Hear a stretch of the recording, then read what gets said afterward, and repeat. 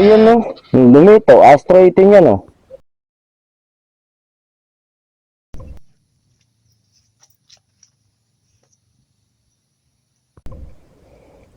So, okay. Index number 1. So, ito yung tama niya. Ito PLW. So, index number 2. So, gawin kong point of aim. Ito. Lalagay ko sa first. MRAD yung butas. You know. Sa kanto. Try natin. So, let's use Astro 18. Try natin.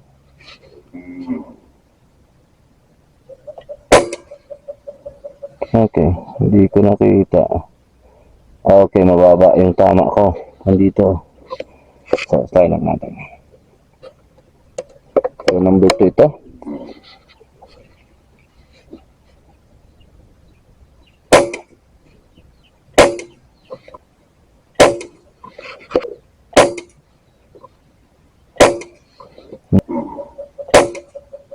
So, yan. So, lumiit na siya, mga idol. So, number 2 ito. Move tayo ng number 3. So, ayun. Index number 3. So, same point of aim tayo. Okay. So, index 1, naka-0 tayo dito. Kaya dito tumama to. So, ito naman, lumiit. Yung groupings natin, Astro 18 ulit. So, saan to sasama?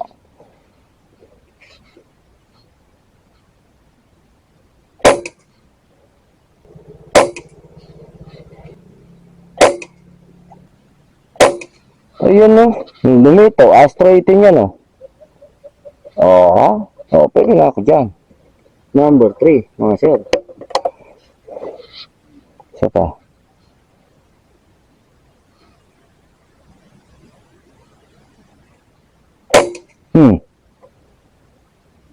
Okay.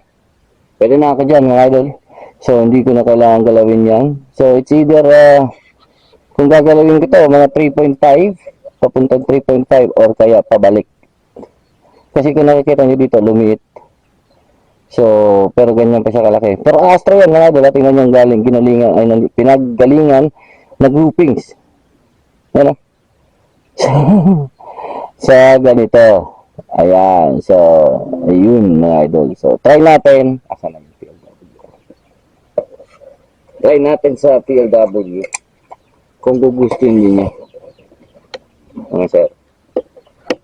PLW So, ito yung patama niya. Nasa 2.5. Sige. Ay, wag na muna.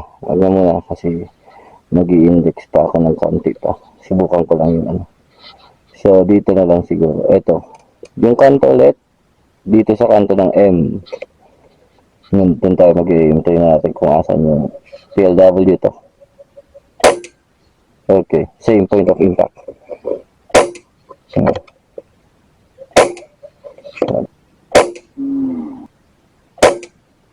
Yan. So, it's either galawin ko pa mga 3.5 mga idol. So, try ko pa. Galawin. Tingnan natin kung bubuka. Okay. 3.5. Papunta ng 4. Astro 18 ulit tayo mga idol. So, dito tayo. So, hindi ko naman ginalaw yung scope. So, nasa na? So, ito yung press natin. Dapat maliit dyan. Kung lumaki dyan, pabalik tayo. Okay.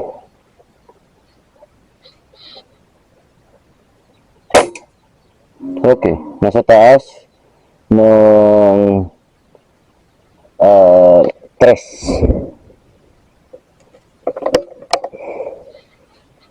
Tumaas siya ng konti.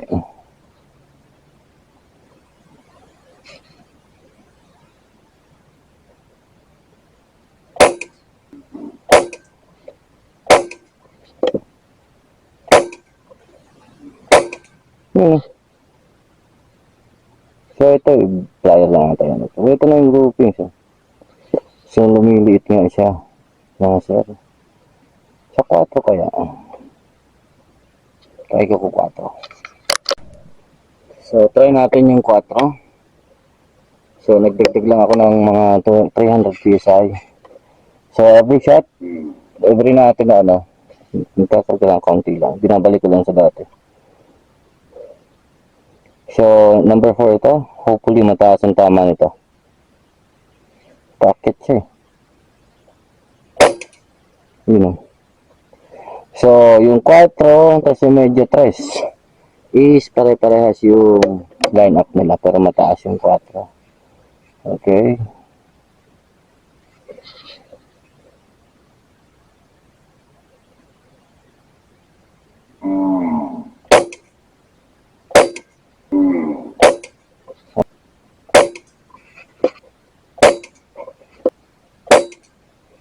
So, nandun lang siya. Try ko, PLW dito sa 4. So, same point of impact tayo dito. Ay, point of aim tayo dito. PLW.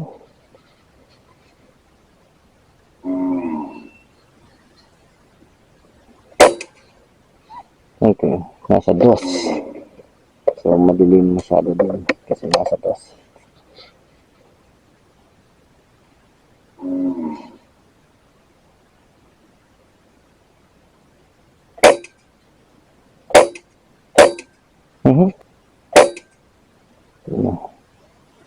So, laging may lilihis. So, 4 ito. Siguro mag-move ako mga idol. At least nakita ko na yung 3.5.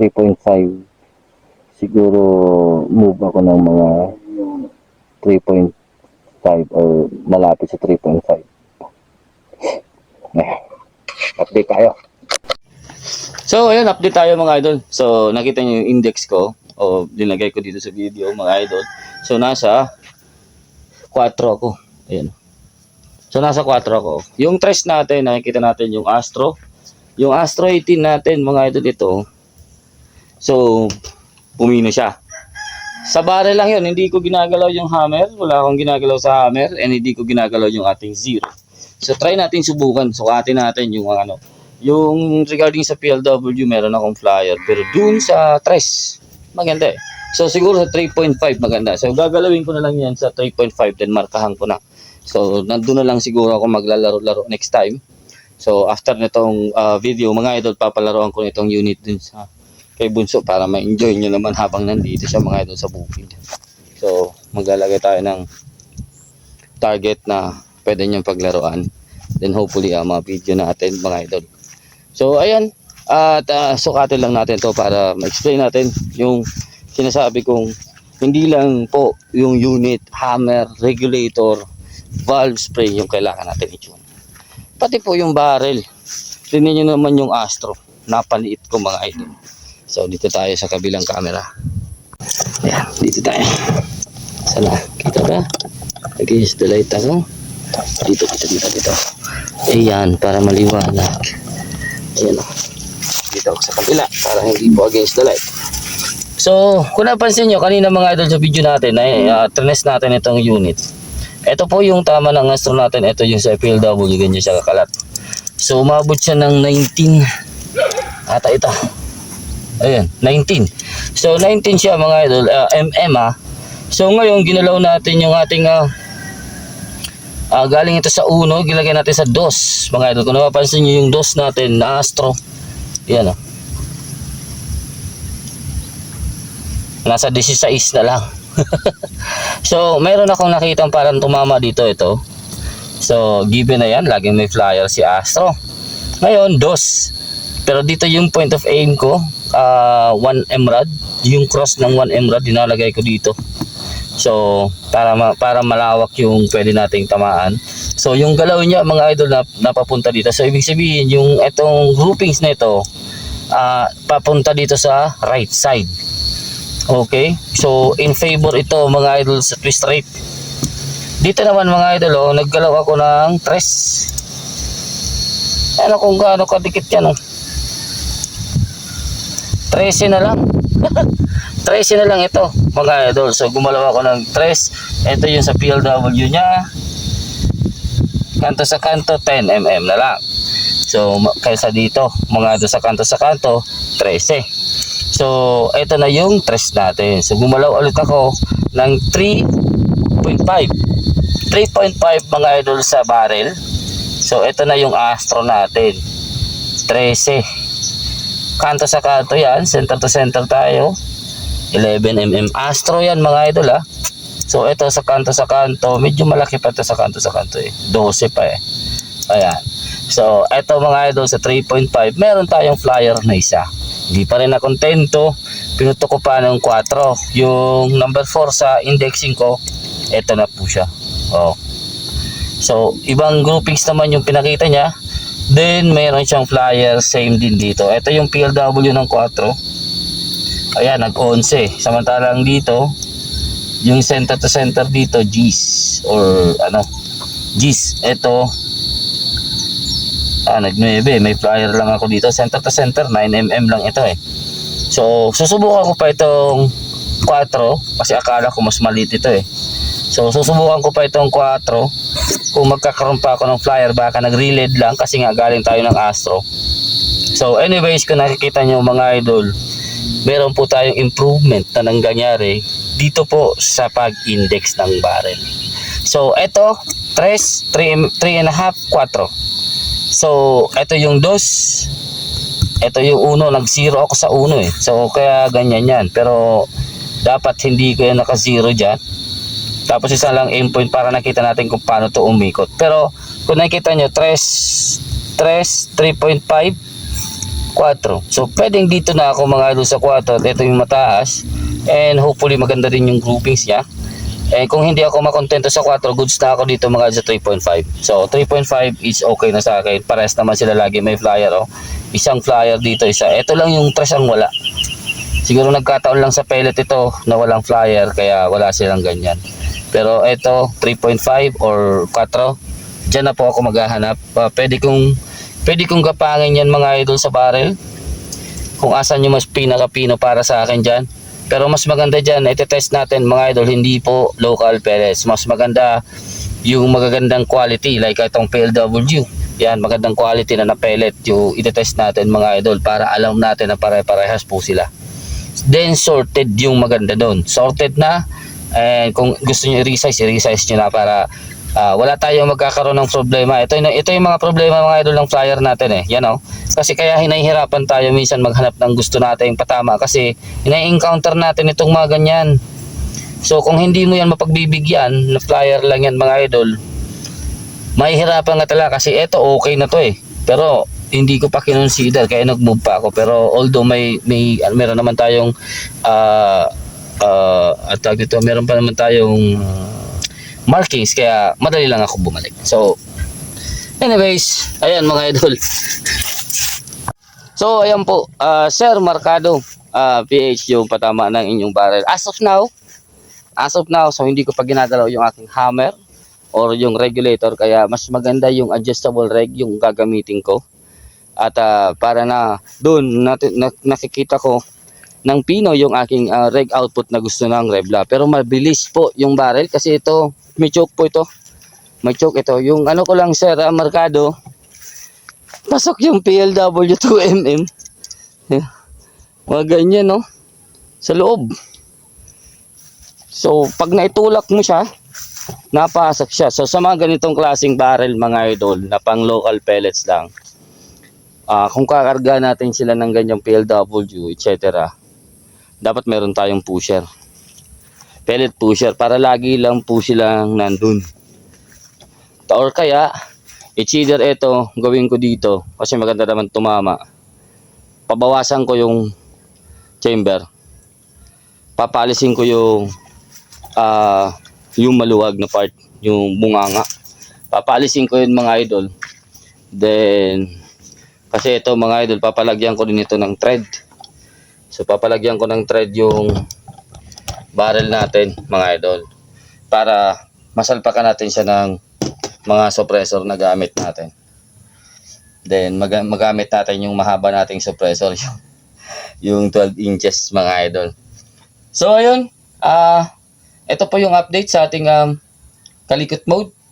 So siguro i-move ko lang ito ng slide pabalik ng 3.5.